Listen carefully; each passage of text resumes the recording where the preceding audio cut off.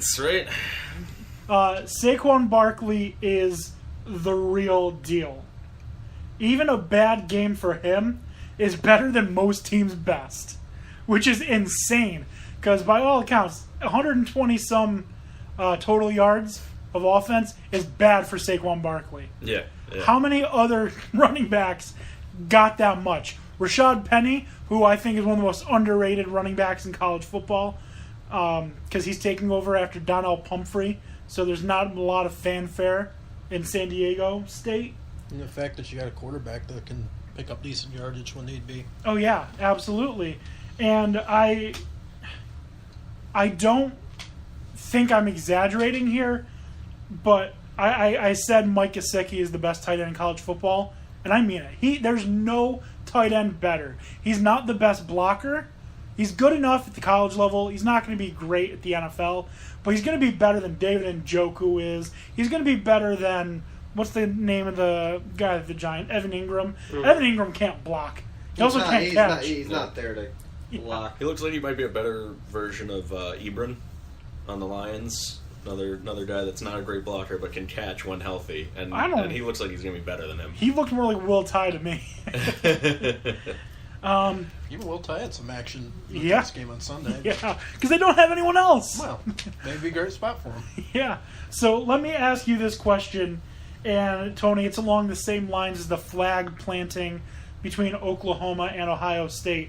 After the game, Coach James Franklin of Penn State said that last year when Pitt beat Penn State, it was like they won the Super Bowl, which is a joke that he said that because they also beat Clemson. But then he said, but us beating Pitt this year is like us beating Akron. What a slap in the face, right? Not really. No, I don't find that nearly as offensive, because the fact of the matter is he's saying that in a sense that to them it was a big deal.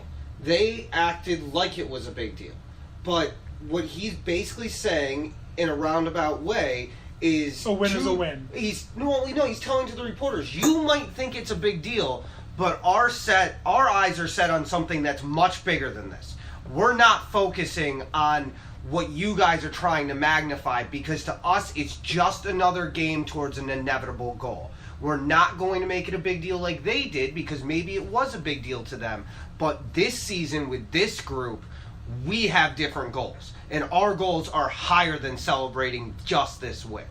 That's what I took from that comment. I took a little bit of that. I also took him trying to manufacture what was a great rivalry, has died off, and now should be one of the front and center rivalries in college football. Pitt versus Penn State should be up there with Michigan, Ohio State. And I think it should grow. The problem is, this year, there's no way Pitt is in the same league. They're just not. No. They caught Penn State early last year in a situation where they were not completely gelled yet, and this is a team that's spent a year gelling. Now, this is a different team. It's not even that. The Pitt got bad. They lost James Conner. They lost. Yeah, and that's what's going to happen. And I think the rivalry should exist there. I don't. Oh yeah. I see it more as downplaying the media trying to make a big deal out of the win this year than really what he's looking at as the overall picture. All right, good interpretation. I like that. I hope that it does spark, Pitt to be like, you know what? We want more of Penn State. Yeah, I hope it does too, because it should be a rivalry. It is one that should exist. It's in state, and it's a good one. I mean, what do you'd have Penn State play Penn? Come on. No, the big rivalries for Penn State are Ohio State. Right, a lot of Big Ten-based schools, but yeah. I mean, this is a rivalry that's in a Power 5 conference. It's in state. It should be happening. Yeah, that's just the fact of the matter. It should be happening. It should be an automatic, like Florida State. Yeah, it should happen. It just should. It just seems right. That's my opinion on it. I'm surprised it took them so long to play the game that it did for them last year.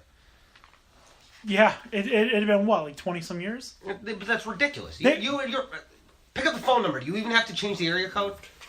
Yes, you do. but they also need to bring back the rivalry with Notre Dame.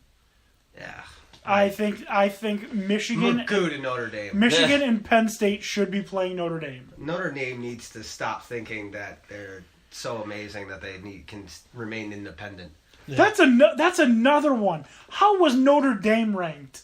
I don't. Yeah, Did I not? They're not. I knew Georgia was going to beat them. We all knew it. How were they favored then? How was Notre Dame favored going into that game against Georgia? They were favored by 3 points, which isn't a lot, but it's a good amount. That's the number you should be favored as a home team. But they were not a better team than Georgia was. No, they aren't. Not even close.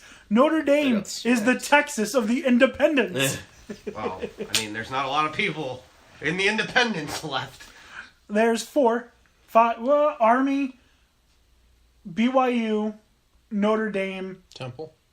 No, Temple's in the American, and the other one I believe is Charlotte.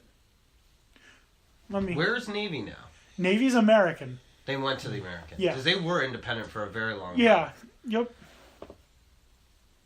Oh no! Wait. So it's Army, Notre Dame, BYU, and I'm gonna have to look it up. How do I not know this? I almost had it. Yeah, you could have all those bad teams play their own little playoff. It's called the loser bracket.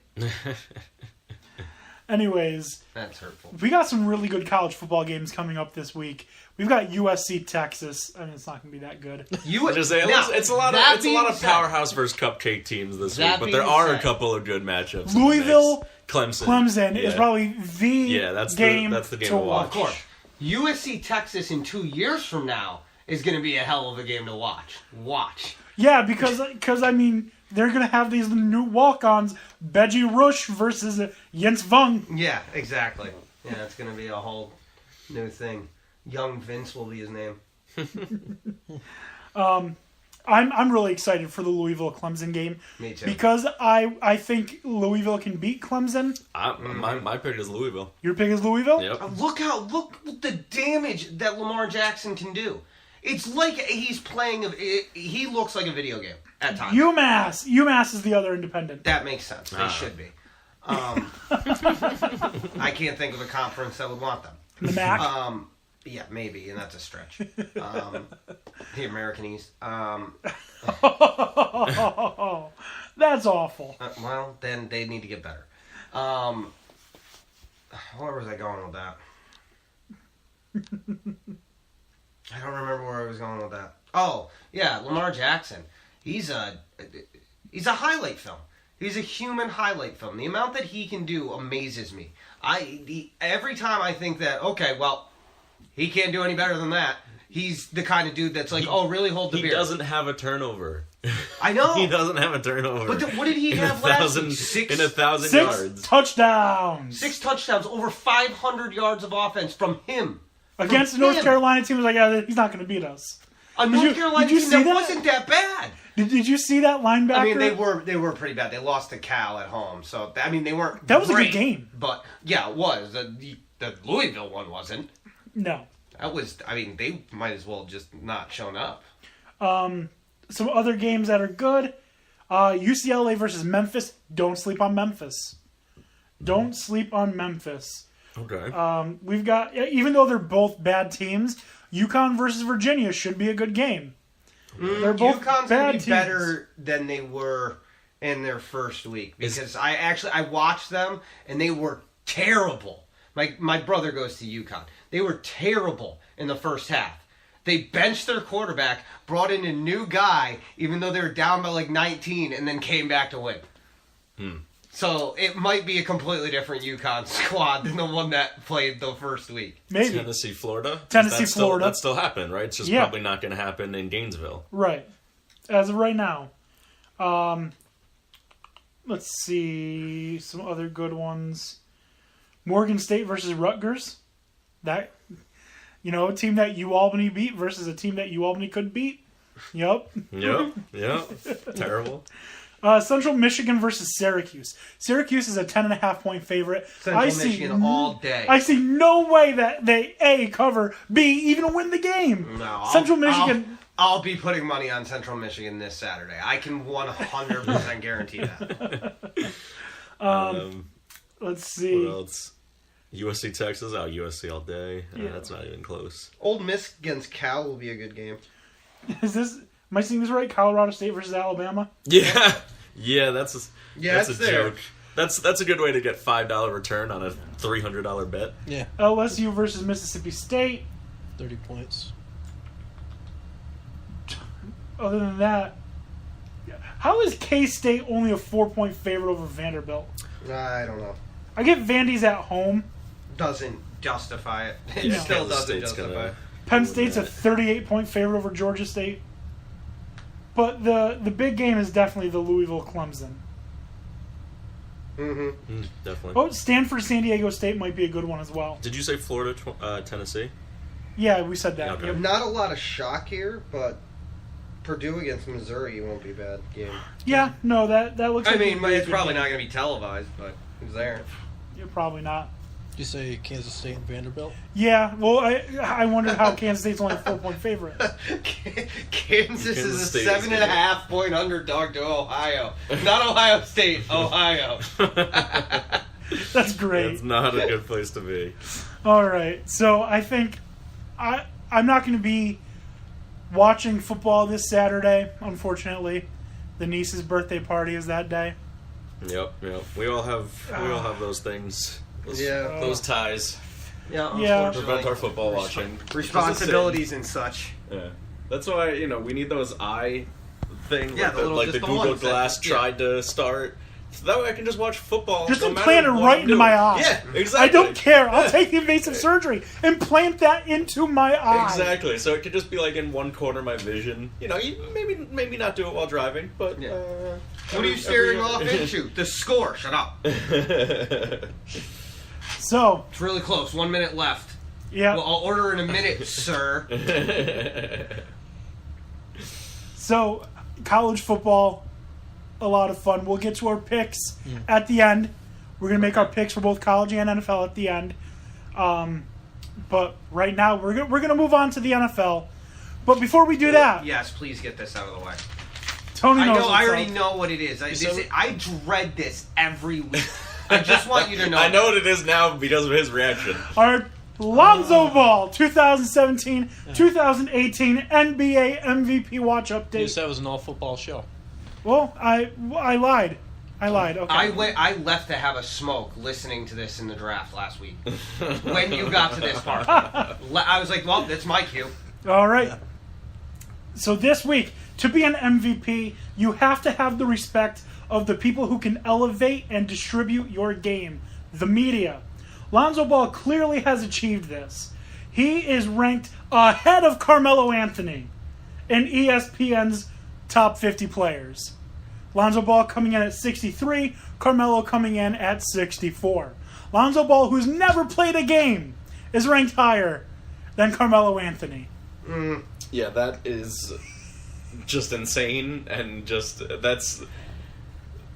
disrespecting my boy Melo, even though he's probably not going to be a Knick anymore. I still have a lot of respect for him. And But what indication have we seen that he's going to get traded? But wait a minute. How do you have a player that's never played in the NBA ranked higher above than an all-star? An all-star, yeah. How does that happen? Not to mention, did you see this list? Do you know how many different people are ahead of Melo? Danilo Gallinari and Covington? Covington, yes. Are you Oh my kidding me? God. Who made this list? A child? I mean, in all fairness, I need to know the names of the people who made this list. I need to write a letter. ESPN. In all fairness, I do think that I can 100% put some rookies ahead of some players in the NBA. Like, I have no doubt Lonzo Ball is going to be a better player than Jaja Pachulia. Yeah. There's That's no fine, doubt. That's fine. It's fine, Yeah. but there's no way that you put him ahead of Melo. Yeah. Given how much... 64. Get out of here. Yeah, I don't know. They're going overall, not just on scoring, because he'd be top 15. No, in they're terms going of on their scoring. own matrix, okay? Yeah, they're going off the clearly rails. Something is not right in that algorithm. The computer said, watch this. This will be hilarious. Anyways, that is your Lonzo Ball 2017-2018 NBA MVP update. So guys, now that that's out of the way, Tony, you can enjoy again, okay? Thank God. Unless you want to talk about the NFL, in which there's not a lot to enjoy.